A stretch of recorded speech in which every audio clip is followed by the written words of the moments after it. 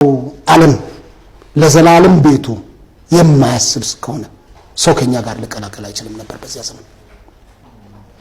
አሁን ግን ከስደቱ ዘመን በኋላ እየቀዘቀዘ መጣ። እየቀዘቀዘ የሚገቡት እያቀዘቀዙት የነበሩም እነዚህ ጄኒውን የሆኑ ሰዎች ተስፋ እየቆረጡና ግራ እየገባቸው ሄደ። ለምሳሌ ያወዳደቁን ምክንያት ልንገርህ። አንዱ የነዚህ የኢሰፓ ካድሬ የነበሩ ሰዎች አንድ ምርጫ ላይ የሆነውን ልንገርህና ልገርምህ ይችላል። የወረዳው የኢሰፓ ለቀመንበር ነበር። ሰማያዊ ነው ለብሱት ያኔ እና እሱ ሰውዬ ቤተክርስቲያን ውስጥ ምርጫ ሲካሄድ ከፊት ወንበር ነበር የተቀመጠው። የቤተክርስቲያን አስተማሪ ተብሎ ፓስተር ይመረጥ ተብሎ ምርጫ ሲደረግ ቀና አለ። ጉባኤው እጅ ያነሳ እከለ ይሁን ስል እኛን አላያችሁም እንደ ሰዎች እዚህ ጋር አለን እኮ እያያችሁ ምረጡ እንጂ የሚል መልእክት አስተላለፈ።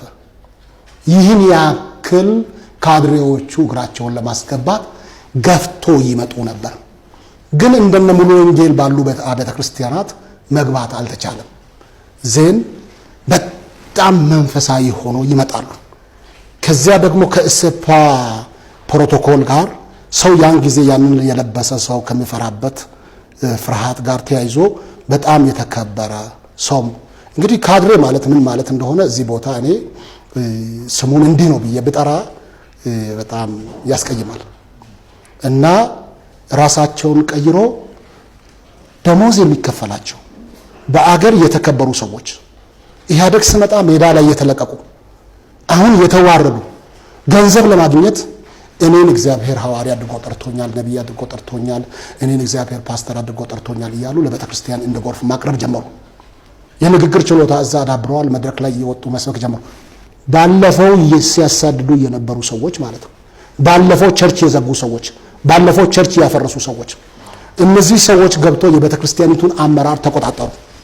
ጥናት ማድረግ ከፈለጋችሁ ማለት ነው እያንዳንዱን አብያተ ክርስቲያናት ሄዳችሁ ጥናት ብታደርጉ በፓስተር የተባለ ወንጌላዊ ከተባለ የሚበዛው የደርግ ካድሬ ነው። ቤተክርስቲያን የዘጋ እና እነዚህ ገቡና